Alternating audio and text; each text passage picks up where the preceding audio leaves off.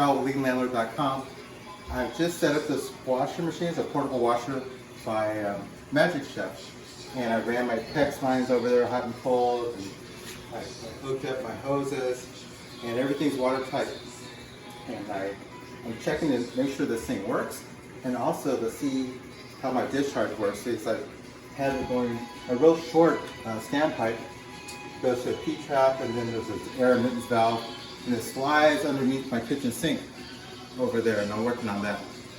So we'll see. We're going to see if it leaks and if it works, and if there's water's going to be all over the place or not. Stay tuned.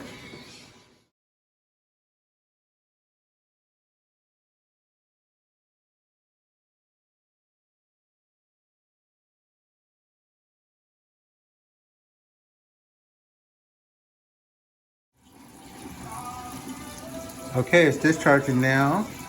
It's going through that pipe, and it's going underneath the sink here to where it tees in.